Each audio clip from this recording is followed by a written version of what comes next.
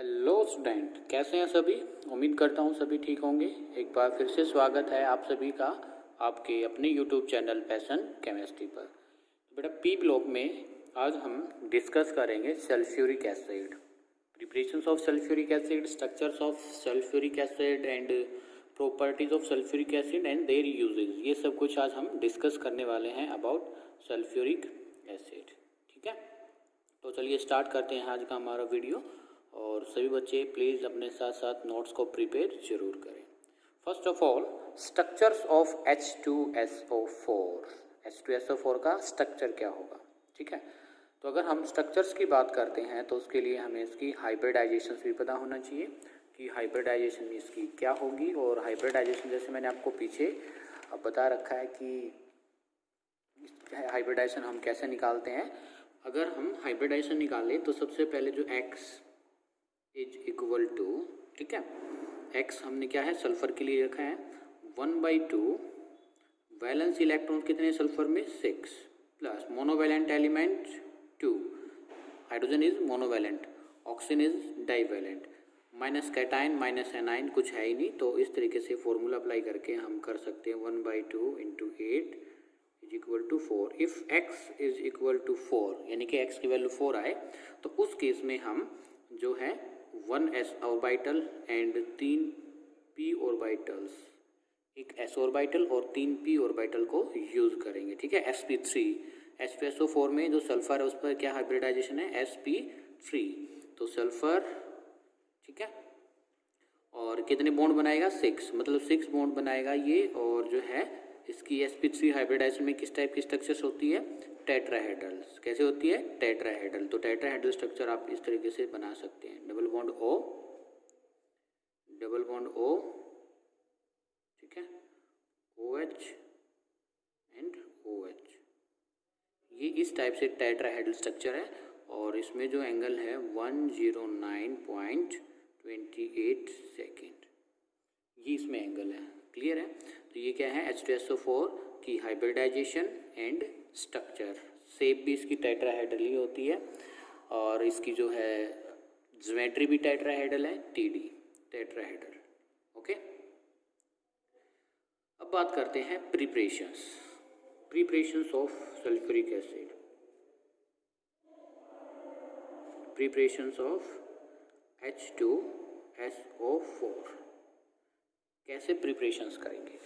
तो जो इसकी प्रिपरेशंस के लिए है वो जो मेजर रिएजेंट का हम यूज़ करेंगे वो है सल्फर डाइऑक्साइड SO2। मतलब एक बार आप जो को मैं बताने जा रहा हूँ बेसिक बात, ये आपको याद रखनी है माइंड में कि जो प्रिपरेशन है H2SO4 की वो हम SO2 गैस जो होती है इसकी हेल्प से बनाएंगे। इसकी हेल्प से हमारे पास जो है 5 मेथड प्रेजेंट है, या 5 मेथड से हम क्या कर सकते हैं, 5 मेथड से हम H2SO4 5 मेथड हैं जिससे हम H2SO4 की प्रिपरेशन कर सकते हैं with the help of SO2। इसमें से जो 3 मेथड हैं वो है कॉमन मेथड। 3 मेथड्स, 3 मेथड जो होंगे वो कॉमन होंगे। ठीक है, कॉमन, और इसको आप कह सकते हैं नॉन इंडस्ट्रियल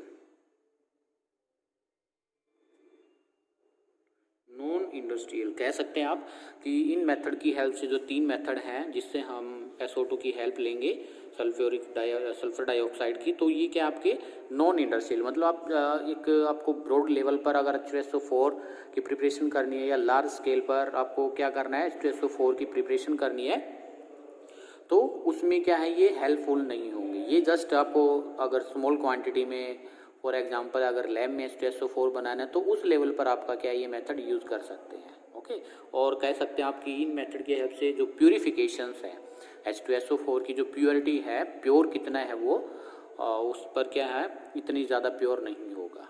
इसके बाद जो 2 मेथड बचे आपके 2 मेथड, इनको हम इंडस्ट्रियल मेथड यूज़ कर सकते हैं। 2 मेथड को हम जो ये 2 मेथड होंगे इनको हम as a industrial method use कर सकते हैं। इंडस्ट्रियल मेथड ही कहेंगे हम इनको, इंडस्ट्रियल मेथड कहेंगे इनको। इतना क्लियर है सभी बच्चों को। तो सिर्फ अभी तक मैंने इसकी शेप के बारे में डिस्कशन किया है और जो H2SO4 है उसकी जो प्रिपरेशन है, मेन कॉन्स्टिट्यूएंट जो होगा उसमें सल्फर डाइऑक्साइड। क्या होगा? सल्फर डाइऑक्साइड की हेल्प से हम 5 मेथड ऐसे हैं जिससे हम H2SO4 बना सकते हैं। उसमें से 3 आपके नॉन इंडस्ट्रियल है और 2 मेथड जो है वो इंडस्ट्रियल मेथड है। क्लियर है? ठीक है, तो चलिए स्टार्ट करते हैं। फर्स्ट, अगर हम SO2 को if we SO2 react with oxygen, मतलब सल्फर डाइऑक्साइड का ऑक्सीडेशन कर दे in presence of V2O5 vanadium penta oxide about 400 kelvin temperature, then formation of sulphur trioxide and then sulphur trioxide react with H2O, यानी कि H2O जो वो gas form में होना चाहिए, H2O गैस, स्टीम के साथ रिएक्ट कराएंगे सल्फर ट्राइऑक्साइड को, then formation of combination reaction हो जाएगी एक तरीके से। सल्फर कितना है? 1, सल्फर सर 1 लिखा, हाइड्रोजन कितने हैं? 2 लिख दिया, 3 + 1 4 क्या है इसमें? ऑक्सीजन, तो H2SO4 की प्रिपरेशन हो जाएगी। ठीक है, लेकिन ये क्या है? नॉट बेस्ट मेथड, ये बेस्ट मेथड नहीं है, नॉट बेस्ट मेथड। क्यों नहीं है? Because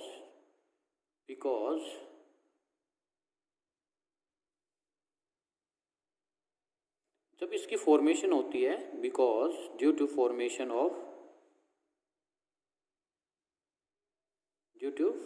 of white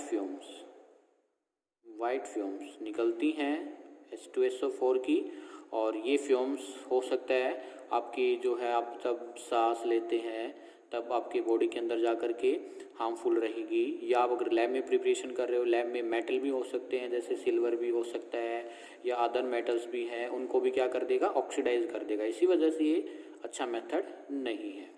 second method, chlorine water when SO2 react with chlorine water,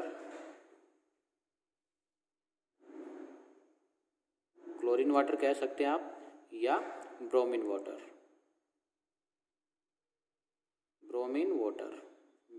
H2O। ठीक है, तो जो सल्फर डाइऑक्साइड है, अगर हम इसको Cl2 + H2O इसके साथ रिएक्ट कराएं तो क्या फॉर्मेशन होगा? ये है, देखो यहाँ से सिंपल आपको दिखाई दे रहा है, यहाँ से H और इसकी आयनिक फॉर्म में HCl निकल जाएगा। क्या निकल जाएगा? HCl निकल जाएगा एक, तो क्या बनेगा? H2SO4 + HCl। ओके, क्लियर है? तो कितने HCl निकलेंगे? इसको रिएक्शन को आप बैलेंस कर सकते हैं, H2SO4 HCl, यहाँ पर वाटर कितने हैं? 2, और यहाँ पर 2 + 1 3। तो एक बार इसका मैकेनिज्म देखते हैं हम कैसे बना होगा। पहले जो क्लोरीन है वाटर के साथ रिएक्ट करके प्रोडक्ट बनाएगा HCl + HOCl। ठीक है, HOCl, then SO2 react with HOCl, then formation of SO3 + HCl, then SO3 को हम रिएक्ट करेंगे वाटर जो कि गैसियस फॉर्म में होगा, फ्यूम्स की फॉर्म में होगा, तो क्या बनेगा? H2SO4। बस क्या करना है आपको? इस रिएक्शंस को कंबाइन कर देना है। कंबाइन कर देना मतलब जो रिएक्टेंट की साइड भी है और प्रोडक्ट की साइड है वो तो क्या हो जाएंगे? Cancel out. जैसे HOCl रिएक्टेंट की साइड भी, प्रोडक्ट की साइड कैंसिल आउट। क्लियर है? और वाटर मॉलिक्यूल्स, इधर भी वाटर मॉलिक्यूल्स, SO2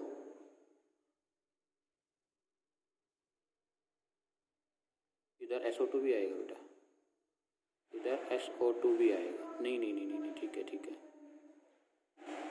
SO2 नहीं है, SO3 and SO3, SO2 as it is रहेगा। तो क्या है रिएक्शन क्या है बोलो? SO2 + Cl2 + H2O + H2O। कितने वाटर मॉलिक्यूल्स होंगे? एक H2 ये रहा, एक ये रहा, तो 2 H2O होंगे इधर। ओके, और क्या बन जाएगा? H2SO4 + 2 मोल ऑफ इसको आप 2HCl लिख सकते हैं, यहाँ पर 2 molecules of water. Is that clear?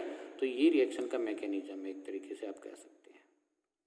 Okay, और ऐसे ही अगर आप रिएक्ट कराओगे किसके साथ, SO2 को ब्रोमीन वाटर के साथ, Br2 plus H2O, 2 moles of H2O, then formations of a H2SO4 plus HBr।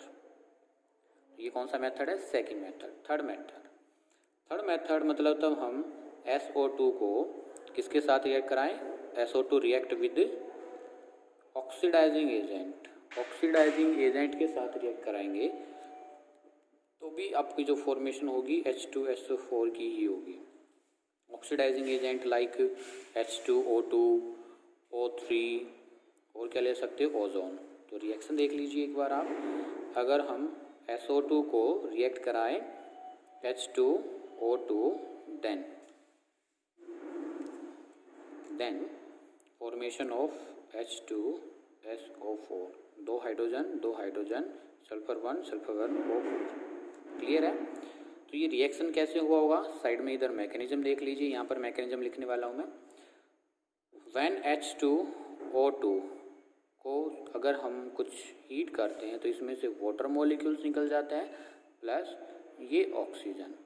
अब ये ऑक्सीजन बेटा जी क्या करेगा, सल्फर डाइऑक्साइड के साथ रिएक्ट करके क्या करेगा, SO3 की फॉर्मेशन। और आपको पता है अगर SO3 को हम H2O स्टीम यानी कि H2O को गैसियस फॉर्म में लेकर के और इसके साथ रिएक्ट कराते हैं तो क्या बनता है, H2SO4। इनको आपस में आप क्या कर सकते हैं, रिएक्शन को कंबाइन, ऑक्सीजन से ऑक्सीजन कैंसिल, SO3 से SO3 कैंसिल, तो क्या बना H2O2 plus SO2, then formation of H2SO4। देखो यही रिएक्शन ये लिखा है, यही रिएक्शन ये लिखा है। क्लियर है? लिखो एक बार। अगर हम SO2 को रिएक्ट कराएं विद ओजोन और फिर इसकी क्या कर दें, hydrolysis, then also formation of H2SO4। तो 3 मेथड थे जो कि आपके क्या थे, कॉमन मेथड और नॉन इंडस्ट्रियल मेथड थे। क्लियर है? कैसे थे ये, नॉन इंडस्ट्रियल मेथड। अब हम करेंगे इंडस्ट्रियल मेथड। क्या करेंगे, इंडस्ट्रियल मेथड। तो इंडस्ट्रियल मेथड में आपके 2 मेथड मैंने आपको बताए थे। नाउ इंडस्ट्रियल मेथड,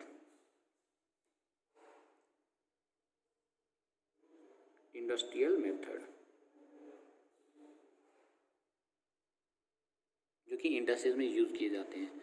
तो इसमें जो है आप लगा सकते हैं 4th मेथड हम इसको कहेंगे, क्योंकि 3 मेथड नॉन इंडस्ट्रियल थे और जो इंडस्ट्रियल मेथड है ये 2 मेथड इंडस्ट्रियल मेथड थे। ठीक है, इसमें जो सबसे पहला मेथड है जो कि 17 to 1800 सेंचुरी में यूज़ किया जाता था, मतलब अब नहीं किया जाता, बहुत पुराना मेथड है और कॉस्टली भी मेथड था, इतना अच्छा कह सकते हो आप मेथड नहीं था ये। ठीक है, तो ये 2 मेथड आएंगे जो आपके, और इसमें जो फर्स्ट मेथड है, जो 4th मेथड है इंडस्ट्रियल में, कह सकते हैं आप लेड चैम्बर में process, lead chamber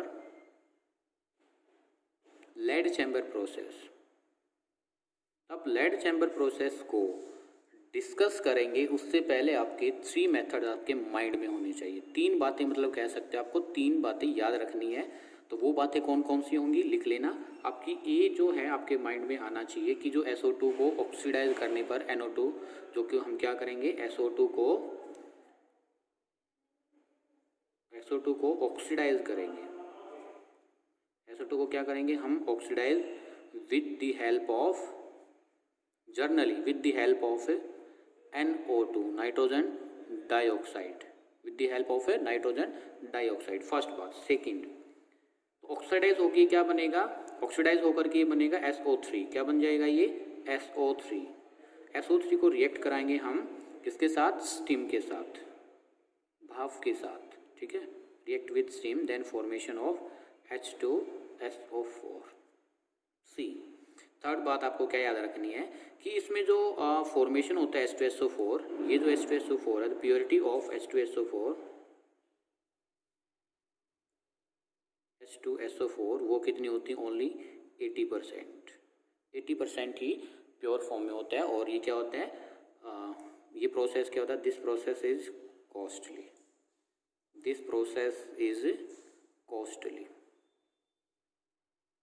costly process भी होता है ये। क्लियर है? ठीक है, तो चलिए ये 3 बातों को याद में रखते हुए आपके माइंड में सेट होत करते हुए हम इसकी प्रिपरेशंस करते हैं बाई लेड चैम्बर प्रोसेस। तो मैंने जैसे आपको फर्स्ट स्टेप में बताया था, SO2 को हम NO2 की हेल्प से क्या करेंगे बताइएगा, ऑक्सीडाइज करेंगे और NO की फॉर्मेशन कर लेंगे। Then SO3 react with H2O steam, then formation of H2SO4।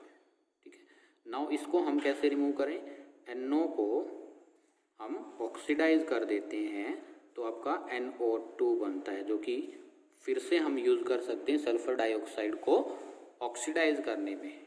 ठीक है, लेकिन जो NO2 है बेटा जी, ये क्या होता है, जो NO2 है ये अनस्टेबल कंपाउंड है। जैसे ही इसको वाटर मिलेगा तो ये कन्वर्ट हो जाएगा HNO2 प्लस HNO3। ठीक है, और ये HNO2 है जो ये फिर से क्या कर लेगा, डिसोसिएट हो जाएगा। NO2 क्या करेगा, डिसोसिएट होकर के फॉर्मेशन करता है NO plus NO2 plus water, और इस NO2 को हम फिर से क्या कर देंगे, इसी तरीके से ऑक्सीडाइज कर देंगे। ठीक है, मतलब कि सॉरी, इस NO को हम ये यहाँ पर किया और फिर NO2 को हम फिर से यूज़ कर सकते हैं SO2 का क्या करने में, ऑक्सीडेशन करने में। फिर बचा ये प्रॉब्लम क्रिएट करता है। ये प्रॉब्लम क्रिएट करेगा तो हम इसको कैसे रिमूव करें, इसको हम क्या करेंगे, जो हमारा नाइट्रिक एसिड है ये प्रॉब्लम क्रिएट करेगा तो इसको हम रिएक्ट करा देंगे किसके साथ, हैवी मेटल्स के साथ, Hg कह सकते हैं आप या HgO। ठीक है, इनके साथ रिएक्ट कराएंगे और ये क्या हो जाएगा यहाँ से, देन रिमूव HNO3। सिर्फ यही प्रॉब्लम क्रिएट करता है। आपसे पूछा जाता है कि when the preparation of H2SO4 with the help of lead chamber process, then how we will remove nitric acid. फिर से देखिए, फर्स्ट स्टेप में आपने क्या किया, ऑक्सीडेशन किया, देन H2O स्टीम के साथ रिएक्ट करा तो H2SO4 बना। फिर ये जो NO था इसका हमने ऑक्सीडेशन कर दिया, NO2 बना। NO2 को फिर हाइड्रोलाइज किया तो HNO2 प्लस HNO3 बना। HNO2 आएगा भाई, HNO2 फिर से क्या करेगा, NO2 प्लस H2O। ये 2 मोल्स हम इसके यहाँ पर ले सकते हैं। ठीक है, ओके, रिएक्शन ऑल्सो बैलेंस। तो ये मेथड आप याद रखेंगे, अच्छा मेथड नहीं है। 80% ही इससे हम प्योरिटी ले सकते हैं H2SO4 की, और ये थोड़ा सा कॉस्टली भी होता है। क्लियर है? Now very important next method, जिसको हम कहेंगे कॉन्टैक्ट प्रोसेस। क्या कहेंगे, कॉन्टैक्ट प्रोसेस। फिफ्थ मेथड जो है कॉन्टैक्ट प्रोसेस, और यही मेथड आपका ज़्यादातर एग्जाम में पूछा जाता है। कॉन्टैक्ट प्रोसेस डायरेक्ट भी पूछा जाता है आपसे, ये कॉन्टैक्ट प्रोसेस।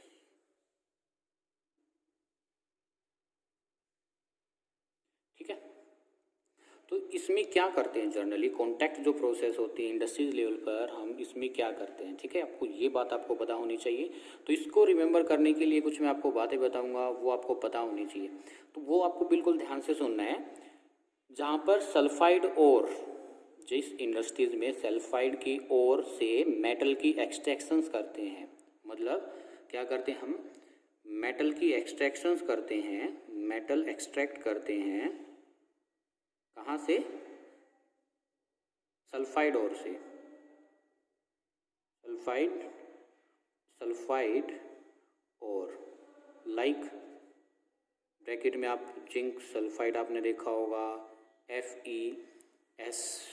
ठीक है, आपने ये सुना होगा 10th में क्लास में। ठीक है, कौन सी प्रोसेस से करते हैं, सल्फाइड ओर से हम जो मेटल को एक्सट्रैक्ट करेंगे। ठीक है, तो कौन सी प्रोसेस से करेंगे हम, बाई रोस्टिंग। मेटल को एक्सट्रैक्ट करेंगे सल्फाइड के ओर से, कौन सी प्रोसेस से, बाई रोस्टिंग। रोस्टिंग प्रोसेस से आपको क्या मिल जाएगा, मेटल, और इसके साथ ही सल्फर डाइऑक्साइड गैस निकलेगी। क्या निकलेगी, सल्फर डाइऑक्साइड गैस निकलेगी। देखो मैंने क्या कहा, उस इंडस्ट्रीज में जहाँ पर मेटल की एक्सट्रैक्शन चलती है और मेटल को एक्सट्रैक्ट किया जाता है सल्फाइड ओर से, जैसे zinc sulphide, FeS, ferrous sulphide है जो, इनकी ओर से तब हम इनको क्या करते हैं, बाहर निकालते हैं मेटल को, तो SO2 गैस रिलीज होती है। तो ये SO2 गैस अगर एनवायरनमेंट में जाएगी तो आपका पॉल्यूशन क्रिएट करेगी। बोलो यस और नो। ये कह सकते हैं कॉन्टैक्ट प्रोसेस है जो आपका एक तरीके से एक तीर से दो शिकार, ठीक है। तो ये क्या करेगी, आपका जो एनवायरनमेंट में पॉल्यूशन क्रिएट करेगी। तो हम कुछ ऐसा करते हैं कि इसी SO2 गैस को H2SO4 की फॉर्मेशंस में यूज़ कर लेते हैं। आपको मैंने कल भी बताया था, लास्ट टाइम भी बताया था मतलब वीडियो में, कि जो हमारा H2SO4 है उसको हम किंग ऑफ केमिकल्स कहते हैं, क्योंकि वो सभी इंडस्ट्रीज़ में यूज़ किया जाता है, like sugar industries, food industries, chemical industries और आपका फर्टिलाइजर्स इंडस्ट्रीज, सभी में H2SO4 का यूज़ किया जाता है।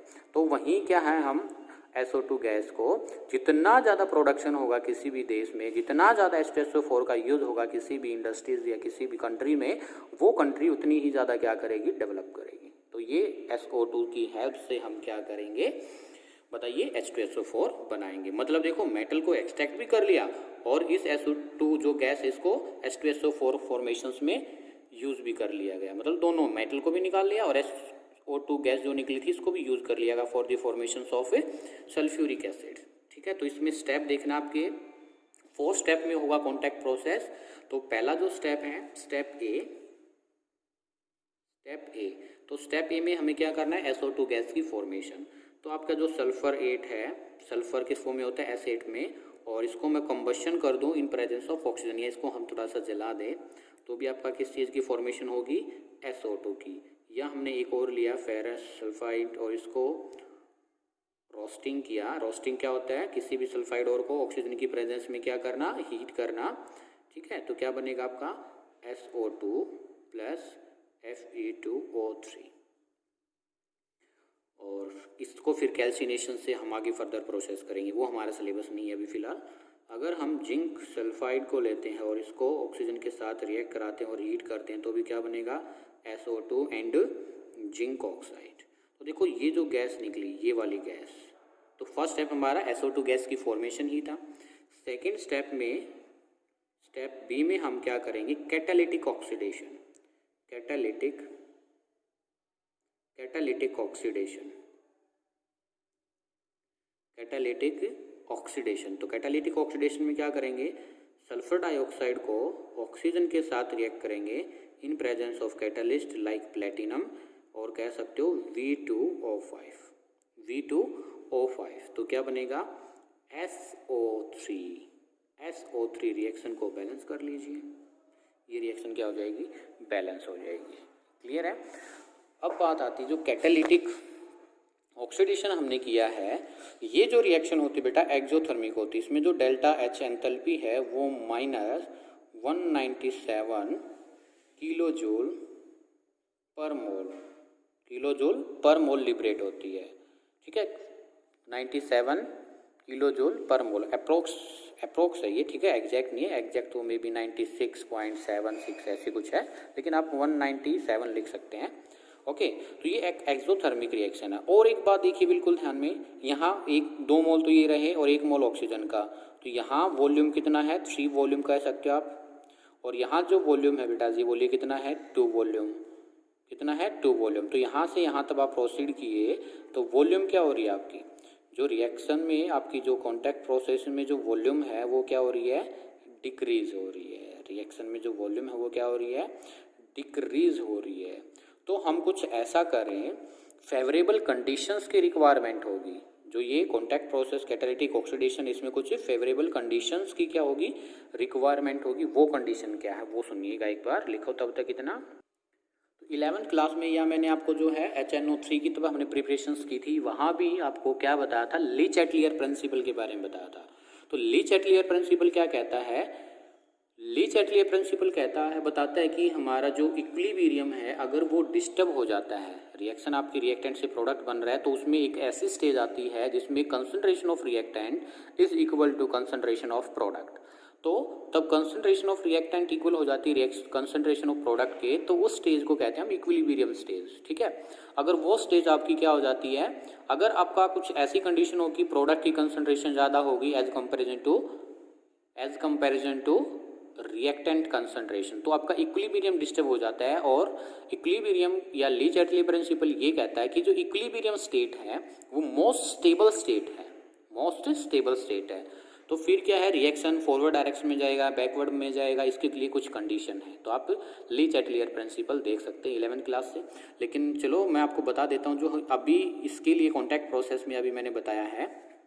अगर वॉल्यूम डिक्रीज होती है, अगर रिएक्शन में वॉल्यूम डिक्रीज हो रही है, वॉल्यूम क्या हो रही है, डिक्रीज हो रही है, और रिएक्शन एक्सोथर्मिक है, रिएक्शन कैसी है, एक्सोथर्मिक। तो वॉल्यूम अगर डिक्रीज हो रहा है तो इसको इंक्रीज करने के लिए हमें प्रेशर को इंक्रीज करना पड़ता है बेटा, प्रेशर को क्या करना पड़ता है, इंक्रीज करना पड़ता है। और एक्सोथर्मिक रिएक्शन है तो मतलब कि हीट ज़्यादा हो रही है, तो उसके लिए अगर हमें प्रोडक्ट की कंसंट्रेशन ज़्यादा हो तो टेम्परेचर हमें डिक्रीज करना पड़ता है। ये बात आप माइंड में फिट कर लीजिए। यही मैंने दो बात आपको नाइट्रिक एसिड के केस में बताई थी, ठीक है। तो इस केस के लिए आपको फेवरेबल कंडीशन पूछी जाती है कि for the formation of H2SO4 with the help of contact process what is the favourable conditions, ठीक है। तो प्रेशर को हम क्या रखेंगे, इंक्रीज, यानी कि हाई प्रेशर, क्या रखेंगे, हाई प्रेशर और low temperature for the formation of या for the increase the quantity of the H2SO4 formations, ठीक है। तो इसमें देखो हाई प्रेशर, लो टेम्परेचर। अब क्या होता है, काफ़ी बार आपसे ये पूछ लेते हैं ऑप्शन में ही दे करके कि हाई प्रेशर कितना प्रेशर होना चाहिए। तो प्रेशर बेटा वो आपका होना चाहिए 2 ATM, 2 एटमॉस्फेरिक, और जो टेम्परेचर है वो होना चाहिए 720 केल्विन। कितना होना चाहिए, 720 kelvin. 2 ATM pressure, temperature 720 kelvin. Clear है। तो ये कुछ फेवरेबल कंडीशंस है। अब होता क्या है, देखियो अभी मैंने जो आपको एक बात और बताई, प्लेटिनम या जो है V2O5, इन दोनों में से बेस्ट कैटलिस्ट कौन होगा, ये वाला। क्यों, क्योंकि जो H2SO4 बनता है बेटा वो प्लेटिनम को क्या कर देता है, डीके कर देता है। एक तरीके से क्या कर देगा, डीके कर देगा। अगर ज़्यादा फ्यूम्स निकलेंगे तो ये डीके हो जाएगा। और एक ये सेकंड बात, ये क्या होता है, कॉस्टली भी होता है। कैसा होता है ये, कॉस्टली। और जो V2O5 है इसमें अगर आप ऑक्सीडेशन स्टेट निकालेंगे +5 है, और ये क्या होता है, +4 में कन्वर्ट हो जाता है V2O4, ठीक है, +4 में कन्वर्ट हो जाएगा। तो एक ये कंडीशंस भी आपको याद रखनी है। काफ़ी बार ये पूछा जाता है कि what change of oxidation state है, फिर प्लेटिनम और वेनिडम पेंटाऑक्साइड में कौन सा बेस्ट कैटलिस्ट का वर्क करेगा। क्लियर है। तो ये बातें आप याद रखेंगे, okay. And what is the condition, optimum conditions कह सकते हैं आप for the formation of H2SO4 with the help of contact process. तो high pressure, low temperature, pressure will be 2 ATM, low temperature यानी कि 720 kelvin temperature will be required for the formation of H2SO4। और इस process से जो हम H2SO4 बनाते हैं वो 98% प्योर होता है। कितना, 98% प्योर, मतलब आपका लेड चैम्बर प्रोसेस से ज़्यादा प्योरिटी होती है इस मेथड की फॉर्मेशन से H2SO4 की। क्लियर है। नेक्स्ट थर्ड स्टेप में तब हम SO3 क्या करते हैं, SO3 को इसके साथ H2SO4 के साथ रिएक्ट कराते हैं, मतलब H2SO4 का स्प्रे करते हैं। याद रखना, क्या करेंगे, स्प्रे करेंगे। क्या करेंगे, स्प्रे करेंगे। क्लियर है। तो क्या बनेगा, अगर हम H2SO4 और SO3 यानी कि H2SO4 का स्प्रे कर दिया सल्फर ट्राईऑक्साइड पर, स्प्रे होता है। आप जब इसकी फॉर्मेशन देखोगे या एक पिक्चर देखोगे गूगल पे, आप ट्राई कर सकते हैं। फॉर H2SO4 की preparation with the help of contact process, तो then formation of H2 oxygen कितने हो गए, 7। H2O7 का कल मैंने आपको नाम बताया था, क्या था, ओलियम। क्या नाम था, ओलियम। क्लियर है। अब क्या करते हैं, इस ओलियम को हम 4th स्टेप में जो है स्टेप डी, ठीक है, ऐसे कर लेना। इस ओलियम को हम हाइड्रोलाइज कर देते हैं H2O7 प्लस वाटर। जो फॉर्मेशन होगा बेटा जी वो होगा H2SO4 2 मोल्स। अब एक बात देखिए, अगर हम SO3 वाला ही इसमें लेते हैं तो SO3 में आप क्या देख रहे थे कि 2 मोल से आपका क्या है, 1 मोल से एक ही बन रहा था। या SO3 की फॉर्मेशन तब हमने देखा था, SO3 को हमने हाइड्रोलाइज किया था, आपने पीछे देखा था, मैं साइड में लिख रहा हूँ देखो, SO3 को तब आपने डायरेक्ट हाइड्रोलाइज कर दिया था, डायरेक्ट हाइड्रोलाइज कर दिया था, तो क्या बना था H2SO4। देखो 1 मोल ये रहा, 1 मोल वाटर ये रहा, यानी कि 1 मोल ऑफ सल्फर ट्राइऑक्साइड और 1 मोल ऑफ H2O से सिर्फ 1 मोल ही क्या बन रहा था H2SO4। लेकिन यहाँ देखो 1 मोल SO3 से आपका कितना बना 2 मोल ऑफ H2SO4। मतलब जो आपने ये H2SO4 का स्प्रे किया था वो भी आपका साथ साथ निकल आया और इस SO3 से भी क्या बन गया H2O। That clear. अगर आपने 1 मोल ये लिया 1 मोल ये लिया तो आपको 2 मोल ही क्या मिल रहा है H2SO4, यानी कि 2 मोल यूज कर एक ही मिल रहा है। इसी वजह से ये बेस्ट मेथड है कि 2 मोल आपने यूज लिए, 2 मोल ही आपके पास बन रहे हैं। रिएक्टेंट के भी 2 मोल थे, प्रोडक्ट के भी 2 मोल ही हैं। और सेकंड बात क्या है, इसकी प्योरिटी कितनी है 98% प्योर फॉर्म में होता है ये। दैट क्लियर, यस और नो। ठीक है, तो ये बातें आपकी क्या थी, preparations of H2SO4। Very important बेटा, प्रिपरेशंस ऑफ H2SO4 काफ़ी बार देखा गया, आपके प्रीवियस ईयर क्वेश्चंस में पूछा गया है आपसे। Now physical properties of H2SO4, physical properties of H2SO4, physical properties of H2SO4। Physical properties क्या होंगी, प्योर कंसनट्रेटेड H2SO4 जो होता है बेटा ये कलरलेस होता है। ठीक है, ये सिर्फ ही लिक्विड, या कह सकते हो आप ज़्यादा लिक्विड फॉर्म नहीं होता, थोड़ा सा कह सकते हो वाटर और हनी आपने देखा है उसके बीच में ऑयली फॉर्म, ऑयली नेचर से होता है। ठीक है, it is also known as oily of vitriol. Pure concentrated form जो होती है H2SO4 की, pure concentrated H2SO4 is a colourless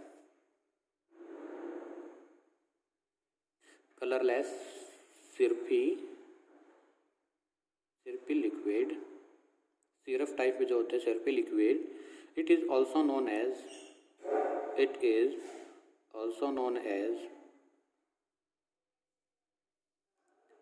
oil of vitriol,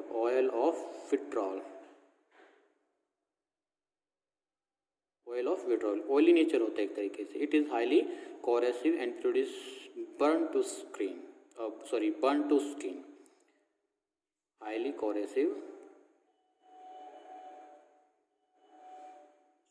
highly corrosive and produces burn of the skin,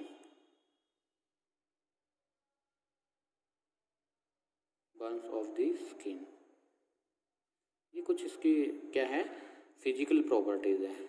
next है केमिकल प्रॉपर्टीज, जो कि हम next video में discuss करेंगे। केमिकल प्रॉपर्टीज हेडिंग बना करके छोड़ दीजिए आप, ताकि आपके जो नोट्स हैं वो यहीं से स्टार्ट हो जाए। केमिकल प्रॉपर्टीज,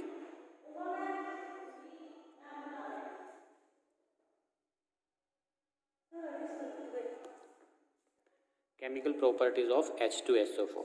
ठीक है, ये हम कल करेंगे और इसमें मेन फोकस आपको इसी में रखना है या प्रिपरेशन पर रखना है। फिजिकल प्रॉपर्टीज इतनी इंपॉर्टेंट नहीं है। ठीक है, तो चलिए मिलते हैं नेक्स्ट वीडियो में। अगर आपको वीडियो पसंद आए तो प्लीज़ वीडियो को लाइक कीजिए, ज़्यादा से ज़्यादा शेयर कीजिए अपने फ्रेंड्स में, और आप मेरे चैनल पर नए हैं तो प्लीज़ जाते टाइम चैनल को सब्सक्राइब ज़रूर करें, ताकि आपको न्यू वीडियो की नोटिफिकेशन मिलती रहे। Thank you.